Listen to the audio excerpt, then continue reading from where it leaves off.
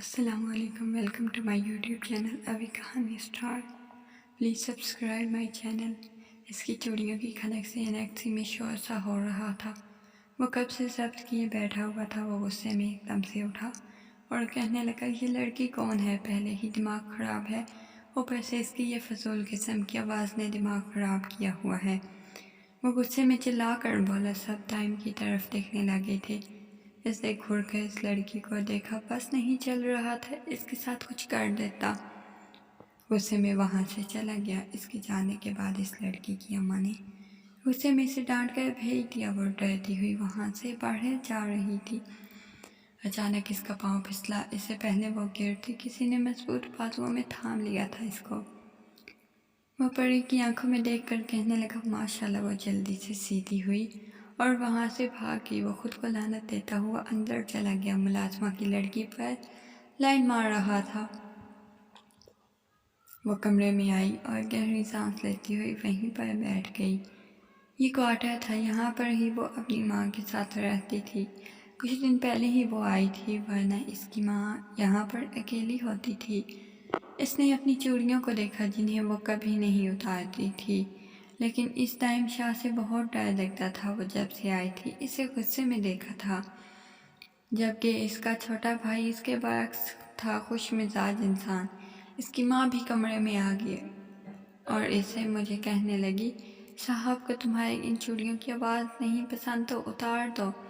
اس نے منہ بنا کر کہا، ٹھیک ہے. وہ کبھی نہیں اتارتی تھی. اس نے اپنی ماں کو کہہ دیا تھا لیکن اتاری نہیں تھی. وہ اپنے ہاتھ سے وہ کمرے سے باہر نکلی اور رات کے وقت اسے بہت بھوک لگی ہوئی تھی. وہ کچن میں آئی ڈرتی ہوئی. کچھ کھانے کے لیے دیکھنے لگی. اچانک سے قدموں کی آہٹ سے اس نے مڑ کر دیکھا. یہ تو دائم شاہ کا چھوٹا بھائی تھا. اسے دیکھ کر کہنے لگا، کیا ہوا ہے؟ اچھی سی چائے بنا کر دے سکتی ہو؟ دراصل وہ میں اسٹڈی کر رہا ہوں تو سر میں پین ہو رہی ہے. وہ کہنے لگی، جی بنا دیتی ہوں. وہ کہنے لگا، اچھا روم میں دے کر آنا، وہاں ہی ہوں گا. وہ یہ کہہ کر چلا گیا. وہ چائے بنانے لگی. اس کی چوڑیوں کی آواز بھی کچن میں گونج رہی تھی. وہ کوشش کر رہی تھی ہاتھ نہ ہلائے. چائے بنانے کے بعد وہ اسے لینے روم میں چلی گئی. جب وہ روم میں داخل ہوئی تو سامنے ہی وہ لیپ ٹاپ میں سر دیے بیٹھا ہوا تھا. وہ چائے لے کر باہر آئی تو باسط کی نظر اسی پر ٹک گئی تھی. دل نے ایک بیف مس کی تھی. وہ چائے رکھ کر جانے لگی. اچانک سے اس کے قدم رکے. اس کا ہاتھ باسط کے ہاتھ میں تھا. اس نے ایک دم سے اپنا ہاتھ کھینچ لیا اور ڈرتی ہوئی کہنے لگی، یہ کیا بدتمیزی ہے؟ وہ کہنے لگا، سوری. وہ یہ آپ کا ہاتھ کیسے چل گیا تھا؟ وہ اس کے ہاتھ کی طرف اشارہ کر کے کہنے لگا، جہاں پہلے ہی اسے بہت جلن ہو رہی تھی. وہ کہنے لگی، بس یہ جل گیا ہے، میں کچھ لگا لوں گی. وہ یہ کہہ کر وہاں سے نکل گئی تھی. باسط نے اپنے ہاتھ کی طرف دیکھا، پھر لبوں پر مسکراہٹ بکھر گئی. وہ گھبرائی ہوئی کمرے سے نکلی اور تیزی سے سیڑھیوں سے نیچے اترنے لگی. آخری سیڑھی پر جب اچانک سے سامنے دائم آیا تو بری طرح سے اسے ٹکرا کر فرش پر گر گئی. وہ غصے میں اس وقت ہوا کہنے لگا، رات کے اس پہر کیوں گھوم رہی ہو؟ وہ ڈرتی ہوئی کہنے لگی، وہ چھوٹے صاحب نے چائے کا بولا تھا، وہی دینے گئی تھی. دائم نے بھرپور نظر اس پر ڈال کر کہا، اچھا میں چائے ہی دینے گئی تھی یا پھر؟ ابھی وہ کچھ کہتا اچانک سے دائم کو اپنے نام کی پکار سنائی تھی. اس دن کے بعد باسط نے اس کی ڈیوٹی لگا دی تھی. رات کے وقت مجھے چائے چاہیے ہوتی ہے، اور جب بھی دائم اسے باسط کے کمرے سے نکلتا دیکھ لیتا نہ جانے کیوں اس کے تن بدن میں آگ لگ جاتی تھی. آج بھی وہ چائے لے کر آئی تو سامنے کمرے میں اندھیرا تھا. تھوڑا ڈر گئی، پھر باسط کو آواز دی. اچانک سے ہی پیچھے سے دروازہ بند ہونے کی آواز آئی. وہ ڈر گئی تھی. کمرے کی ساری لائٹس آن ہو گئی تھی. کمرے کے درمیان کیک پڑا ہوا تھا جس کے ارد گرد غبارے پڑے ہوئے تھے. دل یوں لگا جیسے باہر آ جائے گا. وہ محبت بھری نظروں سے اس کو دیکھ رہا تھا. وہ مسکراتی ہوئی کہنے لگی، آپ نے یہ سب کچھ میرے لیے کیا ہے؟ اس نے دھیرے سے کہا، کسی اور کے لیے بھلا کر سکتا ہوں کیا؟ ہمارے دل پر قبضہ تو آپ نے ہی کیا ہوا ہے. وہ حیرت سے آنکھیں پھاڑے اس کو دیکھ رہی تھی. وہ کہنے لگا، آپ سے شادی کرنا چاہتا ہوں. اس کی بات سن کر اس کی آنکھوں سے آنسو ٹوٹ کر گرا. وہ کہنے لگا کیا ہوا ہے، رو کیوں رہی ہو؟ اس کے آنسو صاف کرنے لگا اب جھوٹ بول رہے ہیں نا؟ وہ یقین کرنا چاہ رہی تھی۔ وہ نفی میں سر ہلاتا ہوا کہنے لگا میں بھلا کیوں جھوٹ بولوں گا؟ میں آپ کی بہت عزت کرتا ہوں، آپ کو حاصل کرنے کی خواہش رکھتا ہوں۔ وہ کہنے لگی لیکن ہم دونوں کے درمیان فرق ہے۔ وہ نفی میں سر ہلانے لگ گیا تھا۔ اس کے لیے دنیا کی حسین لڑکی وہی تھی۔ وہ کافی دیر باتیں کرتا رہا، پھر کہنے لگا مجھے جاننا چاہیے، کوئی دیکھ لے گا۔ وہ کہنے لگا گفٹ نہیں چاہیے کیا؟ وہ نفی میں سر ہلانے لگی اور کہنے لگی نہیں۔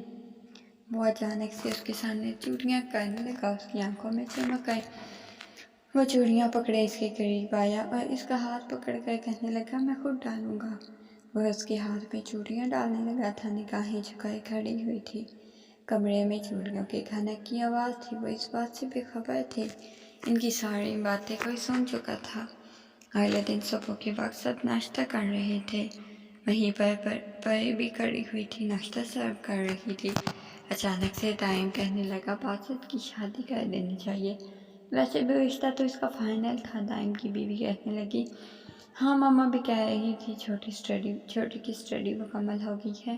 ان کی باتیں سن کر پیچھے کھڑی پری کو کچھ ٹوٹتا ہوا محسوس ہوا تھا۔ اس نے ٹپٹپائی آنکھوں کے ساتھ باسط کی طرف دیکھا۔ باسط کہنے لگا مجھے شادی نہیں کرنی بھابھی کی بہن سے۔ اس نے ایک دم سے مڑ کر دیکھا، اس کے بابا تو گویا چاہتے ہی یہ تھے۔ وہ کہنے لگے پھر کس کے ساتھ کرنی ہے؟ وہ کہنے لگا وقت آنے پر بتا دوں گا، پر میں بھابھی کی بہن سے شادی نہیں کروں گا۔ اس کی بھابھی غصے میں اٹھ کر وہاں سے چلی گئی تھی۔ دائم اپنی بیوی کو جاتا دیکھ کر مزید غصہ ہو گیا اور وہاں سے اٹھ کر چلا گیا۔ باسط سکون سے بیٹھا ناشتہ کرتا رہا، اسے کیا معلوم تھا کیا ہونے والا ہے۔ اب وہ ان کے ساتھ خوش تھا کیونکہ وہ جانتا تھا جو بھی چاہیے تھا اسی کا ہوگا۔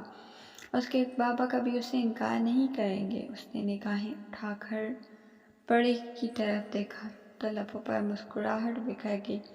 رات کے وقت پری کمرے میں تھی، اسے نیند نہیں آ رہی تھی۔ اس نے اپنی اماں کی طرف دیکھا جو سو رہی تھی۔ اچانک سے دروازے پر دستک ہوئی۔ اس نے اپنی ماں کی طرف دیکھا جو کہ گہری نیند سو رہی تھی۔ اس نے جا کر دروازہ کھولا۔ اچانک سے آگے سے کسی نے بازو پکڑ لیا، وہ اس باہر کی طرف کھینچ لیا۔ وہ گھبرائی ہوئے کہنے لگی یہ کیا کر رہے ہیں آپ؟ اس نے کوئی جواب نہ دیا اور کہنے لگا تمہیں دیکھنے کو دل کر رہا تھا۔ وہ گھبرائی ہوئی کہنے لگی آپ کا بھائی دیکھ لے گا، لیکن اسے کیا معلوم تھا اس کا بھائی تو دیکھ چکا ہے۔ وہ انہیں دیکھتا ہوا وہاں سے چلا گیا۔ وہ کمرے میں آئی تو اس کی بیوی غصے میں کہنے لگی اگر میری بہن اس گھر میں نہیں آئے گی تو پھر میں بھی اس گھر میں نہیں رہوں گی۔ ابھی جا رہی ہوں، جب بنا لو اپنے بھائی کو پھر کہنا مجھے۔ وہ غصے میں یہ کہہ کر چلی گئی۔ اس نے روکنے کی بھی کوشش نہیں کی تھی، غصے کی وجہ سے اس کا اپنا بہت برا حال تھا۔ بس کل کے دن کا انتظار تھا، کون جانتا تھا کل کیا ہونے والا ہے۔ اگلے دن سب کو گاؤں جانا تھا لیکن دائم نے جانے سے انکار کر دیا تھا۔ اس نے کہا ضروری کام ہے اس کو۔ رات کے وقت وہ کمرے میں بیٹھا تھا، وہ چائے لے کر آئی۔ وہ اٹھا اور کمرے کا لاک ڈرتی ہوئی کہنے لگی آپ کی چائے۔ سنجیدگی سے اس کی طرف دیکھا، پھر کہنے لگا ادھر رکھ دو۔ وہ ڈرتی ہوئی آگے گئی۔ اچانک سے اس نے دروازہ بند کر دیا۔ وہ گھبرائی ہوئی باہر کی طرف جانے لگی۔ اس نے پری کا ہاتھ پکڑ کر اپنی مضبوط گرفت میں لے لیا تھا۔ وہ ڈرتی ہوئی کہنے لگی شاہ جی آپ کیا کر رہی ہیں، چھوڑے میرا ہاتھ۔ وہ اس کے ہاتھ کو پکڑ کر ٹیڑھی گردن کیے اسے دیکھ رہا تھا، وہ اس کے بہت قریب تھا۔ وہ اسے سخت لہجے میں کہتا ہوا بولا وہ نفی میں سر ہلا رہی تھی جانتی ہو تمہاری وجہ سے وہ شادی سے انکار کر رہا ہے، وہ ضد کا پکا ہے، تم ایک معمولی سی ملازمہ ہو، حیثیت کیا ہے تمہاری؟ اس نے اس کی کلائی پکڑی ہوئی تھی، اس کی چوڑیاں ٹوٹ کر دونوں کے ہاتھ میں لگ رہی تھی۔ وہ درد سے ہاتھ پیچھے کرنے کی کوشش کر رہی تھی، پھر روتی ہوئی کہنے لگی شاہ جی مجھے جانے دے، میں یہاں سے چلی جاؤں گی، پلیز مجھے جانے دے۔ وہ روتی ہوئی کہہ رہی تھی۔ دائم نے غصے میں اس کا دوپٹہ کھینچ کر ہوا میں اچھالا تھا۔ میرے بھائی کو حاصل کرنا چاہتی ہو ایک معمولی سی ملازمہ ہو کر؟ تمہیں اپنے بھائی تو کیا کسی کے لیے بھی نہیں چھوڑوں گا۔ وہ نفی میں سر ہلاتی ہوئی ہاتھ چھڑانے کی کوشش کر رہی تھی۔ شاجی پلیز، وہ روتی ہوئی کہہ رہی تھی، لیکن وہ کہاں اس کی باتیں سن رہا تھا۔ اس کی آنکھوں میں آنکھیں گاڑے وہ کوئی پاگل ہی لگ رہا تھا۔ وہ چیختی رہی لیکن اس کی چیخیں سننے والا کوئی نہیں تھا۔ باتیں روم میں داخل ہوا، سامنے اس کی بھابھی بیٹھی تھی۔ وہ اپنی بھابھی کو دیکھ کر کہنے لگا، بھابھی پلیز آپ سمجھتی کیوں نہیں ہیں؟ آپ میری وجہ سے کیوں اپنا گھر خراب کر رہی ہیں؟ وہ اپنی بھابھی کو سمجھانے والے انداز میں کہہ رہا تھا۔ اس کی بھابھی کہنے لگی، تم گاؤں نہیں گئے؟ وہ کہنے لگا، آپ ناراض ہیں بھائی سے؟ میں کیسے چلا جاتا؟ بھائی پریشان ہوں گے۔ آپ اگر بھائی سے ناراض ہوں گی تو وہ مجھ سے ہوں گے۔ آپ جانتی ہیں میں بھائی کی ناراضگی نہیں برداشت کر سکتا۔ بھابھی مان جائیں، آپ کی بہن سے شادی نہیں کر سکتا۔ وہ بھی مجھ سے شادی نہیں کرنا چاہتی، وہ کسی اور کو پسند کرتی ہے۔ تو پلیز صبح میں آپ کو اپنے ساتھ لے جاؤں گا۔ بھائی پریشان ہوں گے، ناراض ہیں، شاید کال بھی پک نہیں کر رہے۔ اس کی بھابھی کہنے لگے، ٹھیک ہے۔ دائم کی آنکھ کھلی۔ اس نے کسی وجود کو بازو میں جکڑا ہوا تھا۔ جب اس نے آنکھیں مسل کر دیکھا تو آنکھیں ایک دم سے کھل گئیں۔ نیند ہوا ہوگی اس کی بند آنکھیں، وہ جو بال ہمیشہ باندھ کر رکھتی تھی وہ بکھرے ہوئے تھے۔